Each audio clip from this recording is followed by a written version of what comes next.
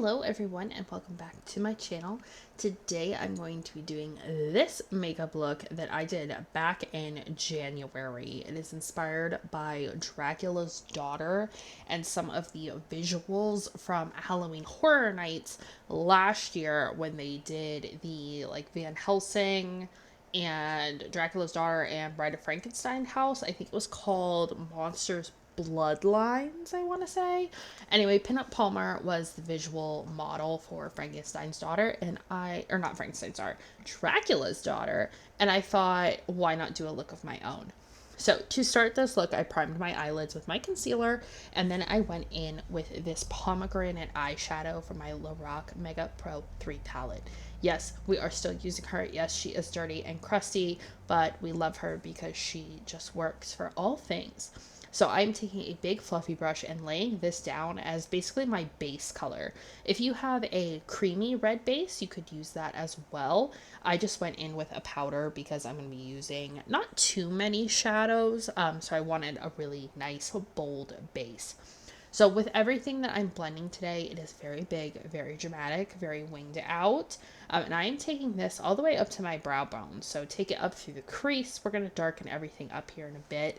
But then also bring it in to the bridge of your nose area. It's going to help with our contouring, but it's also just going to create a very dramatic eye. This is pretty much all eyes and lips. So now to darken everything up, I went in with this ColourPop shadow. I do not recall the name. I am so sorry, but it is a deep kind of reddish brown burgundy that has a little bit of gold fleck in it.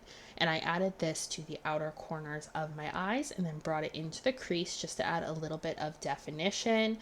This is just kind of a rough shape. I will blend and kind of sculpt everything as we go, but you just want to create that wing, very thick wing shape on the edge. And I'm using the same brush I used with the pomegranate. I just find that it blends a little bit better when I use the same color brush because there's a little bit of remnants on there. And then I just blended it all out on the edges so it was a little bit feathered out. But this can be a bit smudgy and a little grungy looking because at the end of the day, it's still kind of a monster look. So you want to have a little bit of edge. Under the brow bone, I went in with the color Cream from this palette and just highlighted my brow bones because our face is going to have a lot of structure for this look as well. So that's pretty much it for shadow. You can darken more up if you want. I like the red popping through, especially once I have the costume on. I think it's very complimentary. So after I did my shadows, I just threw on a winged liner.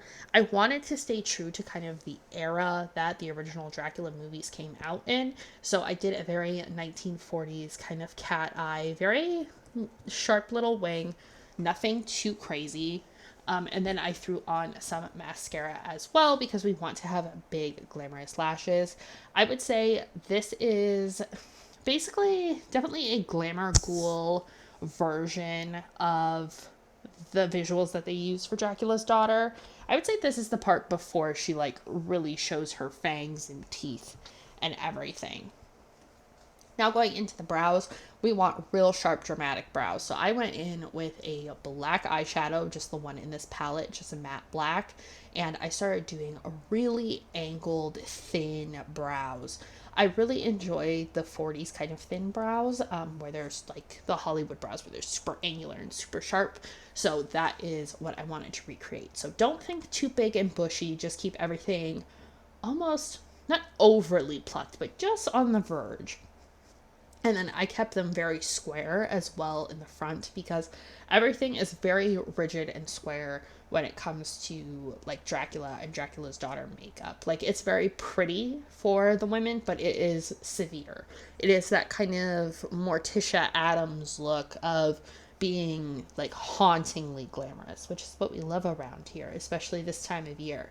I would argue that I would wear this makeup out and about as well if I, minus the little specks of freshly drank blood, but I would wear this. It's not too overly dramatic look. I don't think. If you're going to any haunted houses or doing fun spooky activities, I think this is this look for you. So keep this in your back pocket for haunted houses and all kinds of fun things like that.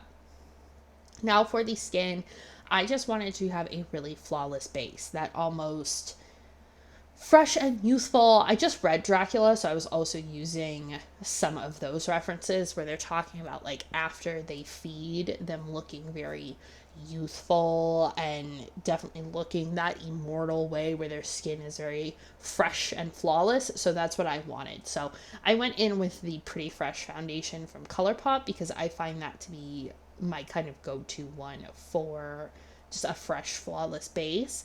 And that is the one I used for the photos as well. Those photos we took back in January, and I think it was -3.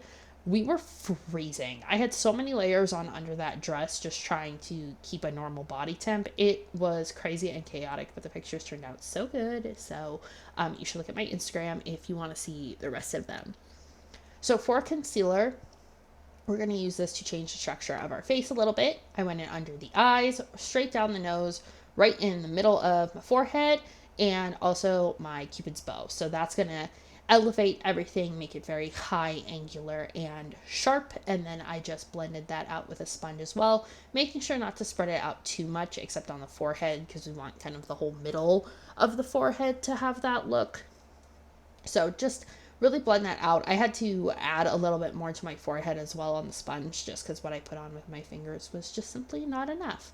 So I added that and really made sure I got it above my brows and right in the middle, so when I contoured for the hairline and everything, it would have, again, that very Hollywood starlet look. So just a lot of blending with this. And like I said, you can add or subtract anything you really want, but this is pretty much exactly what I could remember what I did in January. Also, if you have not followed me on Instagram, you should, because I take a lot of pictures for Halloween, and you can see a lot of different angles of what these looks look like. You can get some idea for your own poses if you want to use any of these costumes. Up to you. Now for contouring, I went in with a pale gray shadow because we want super severe and we don't want any tan. So I always go in with like an ashy gray. I went in right under my cheekbone, being sure to really blend this out so it doesn't look like a beard in any way, because you can get that facial hair kind of look very quickly.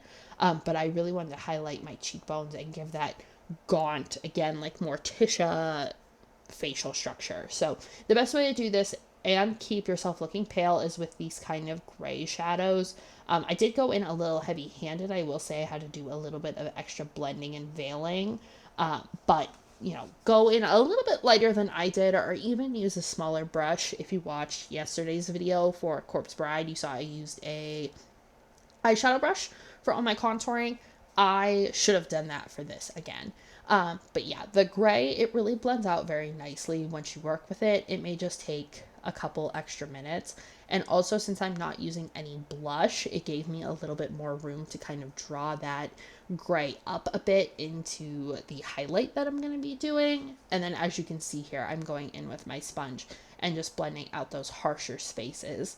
You have to watch here too, because if you have little peach fuzz like I do kind of in that area, sometimes that gray will cling on there and really make it look like a beard. So you can dermaplane beforehand. I usually do right before Halloween, or just kind of avoid that area as much as you can.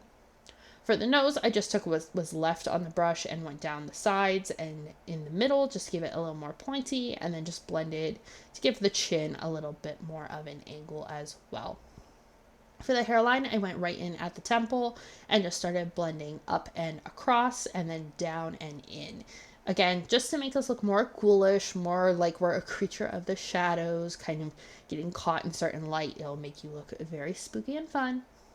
So now I went in with a black liner just to make my eyes look even more intense, especially if you have green eyes. Black is your friend.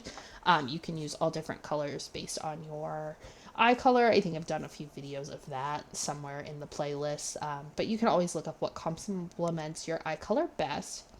Now, taking a red liquid liner, I started adding these little veins. This was part of her original look. She had these like bloodshot, kind of like veiny eyes, so I wanted to include that with her look as well. So I just kind of drag the eyeliner down and let the veins come on their own. I don't really have a path. It's just wherever my skin kind of takes the liquid eyeliner is where it's going to end up. And you could do this. You could definitely add some kind of around the nose. You could add some around the mouth. You can tap a little concealer over this if you don't want them as intense. It's really up to you. So then I went in with the eggplant shadow from this palette, and I added some more veins since our veins often don't look red on the surface of the skin. I added in some purple. And then I just tapped right on top of the shadow just to make them look a little bit more under the skin because the shadow itself was a little bit too intense right along the top. So I just added that with a liner brush. Now, while I didn't use blush, I did use highlight because, again, I wanted that like glowing from sucking the life out of people kind of vibe. So I added highlight on my cheekbones, on my nose, on my cupid's bow, basically everywhere that we did that concealer, re-highlight with a powder just to give it that sparkly look. So you can get that Edward Cullen sheen, but without it being too overly intense. So here is the wig. It is my like big swoopy 40s wig that you guys have seen me wear a million times. And then I threw on a pair of natural kind of wispy lashes just to give us a little more drama and a little more glamour. I would say if you have like yellowy contacts, those would look fantastic with this look. But you guys can see this is what my eyes look like and this is what the lashes look like with everything on. Now, of course, for lips, we have to do red. I went in with this kind of blood red liquid lip from NYX, and I did that first. I didn't have a red liner that was the color I wanted, so I kind of did it this way. This way, it looks like fresh blood is just on the edges of our lips, and they look very plump and juicy, so I made them look very round and kind of followed my cupid's bow very precisely. Didn't do any overlining, just kept everything true to the natural shape. But yeah, you want something very, very like cherry red, or you could even do like a deep dark burgundy. That would be really pretty as well and make it look kind of like maybe the blood's been there for a minute, or you just use the blood as lipstick. I love that idea as well. So you're going to let that dry down for a second. I always do the little like tap tap with my lips just to blend the harsh edges. And then I went in with Retro from MAC. This is like my favorite red lipstick. And then it was time for some teeth. I didn't have my adhesive for the teeth, but you can pop these in and kind of hold them in your mouth, at least for pictures. If you're doing any talking, eating, or drinking, this isn't really going to work.